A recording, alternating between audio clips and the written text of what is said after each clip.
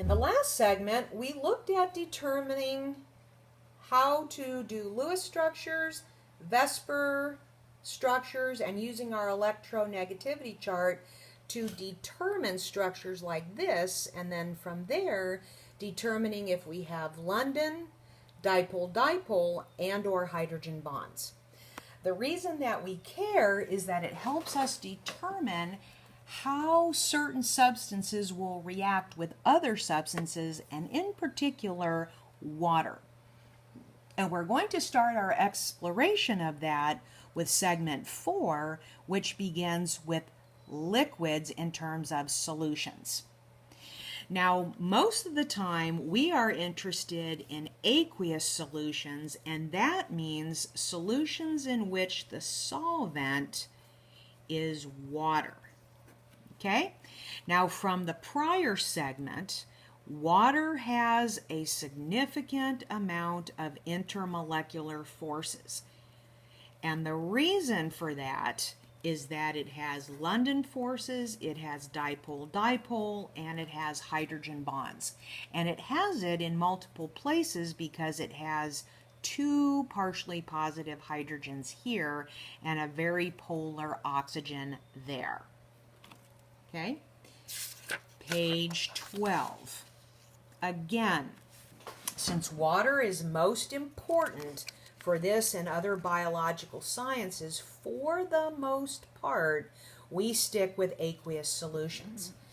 Okay, now World Water Day, there's a World Water Day every year, so you could look for World Water Day 2015 or 2016 or 2018 or whatever year it is. Please go to this in your lecture notes, see some pictures on this, and I will have some questions on your exam on World Water Day just to make sure you're actually viewing this. Okay, now since water hydrogen bonds in particular, it will have a very high boiling point. So when you boil water, you put water on the stove, it seems to take forever to get it to boil.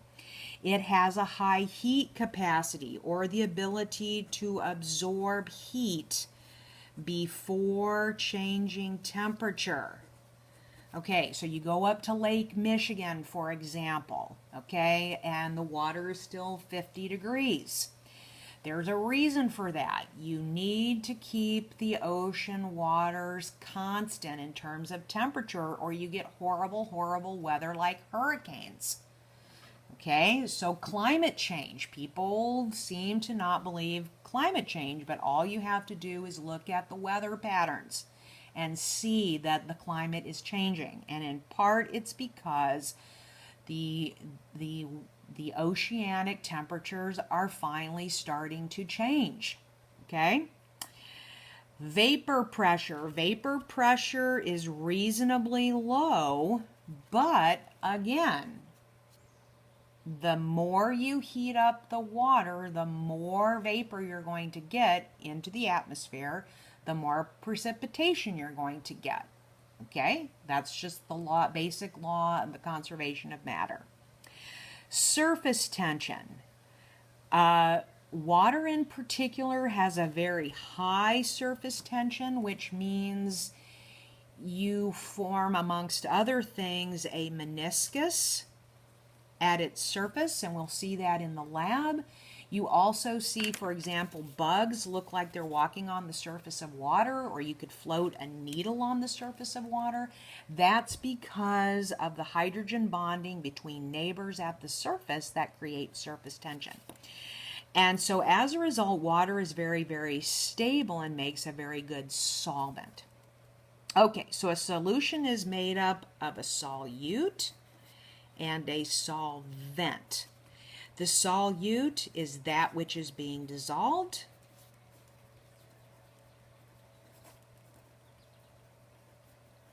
Or that component in lesser concentration. Okay, and I'm going to put a box around that because concentration is code for now we have a new unit. Solvent is that which is doing the dissolving or that component in higher concentration. So this is code for the fact that we're going to see a whole bunch of concentration units as part of this. And again, solution in which the solvent is water, that is called aqueous. Okay, so what we want to do is we want to put solutes in water and we want to see what happens. And this might seem kind of minor, but we want to begin with seeing if students will tend to mix or at the very least not repel. All right, so let's see if we can, what happens if we put water and ammonia together. Okay, so water and ammonia. Okay, so this is going to kind of be a little combo page here.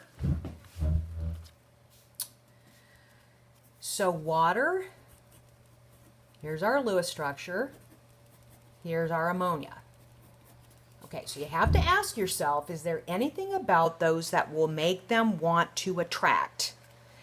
So it all goes back to our favorite thing, which is polarity and attraction. And again, that specific attraction is called a hydrogen bond. If they're attracted, will they mix? And you can think about your friends. If you're attracted to your friends, will you mix and mingle? And the idea is, well, yes. If I put NH3 and CH4, will those tend to mix?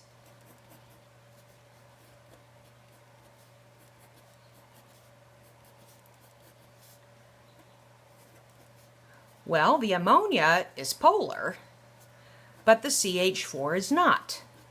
So there's nothing about this ammonia that will attract it to the CH4. So these will not mix. But this ammonia will mix with that ammonia, which makes this liquid ammonia. Okay, so you guys see that? That's how that makes that a liquid. If I try to put CH4 with this carbon compound, will that mix?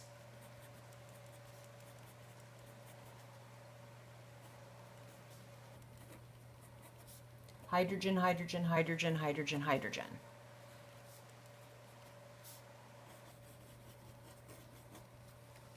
Well, this has charge, this has no charge. Well, this doesn't want to mix with that. There's no attractions.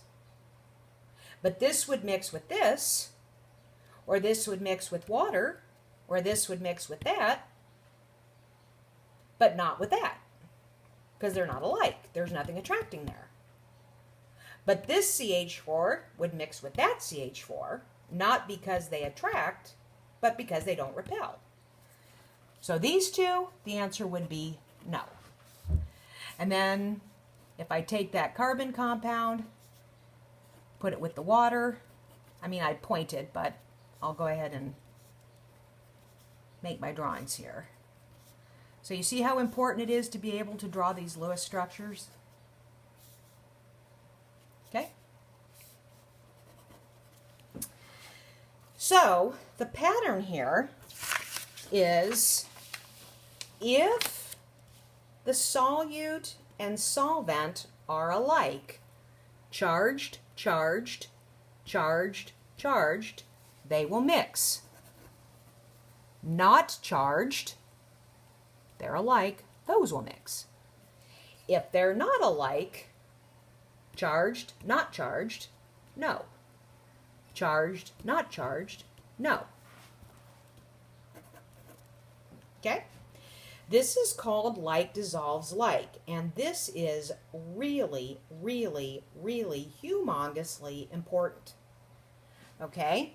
So see if you can find some instructions on Blackboard or some YouTube videos on this or some things in your book, because in this class we're going to say yes or no on like dissolves like, but then there's this whole continuum in the middle of well, sort of, well, kind of, well, maybe. And that's what you're going to see in a biochemistry class.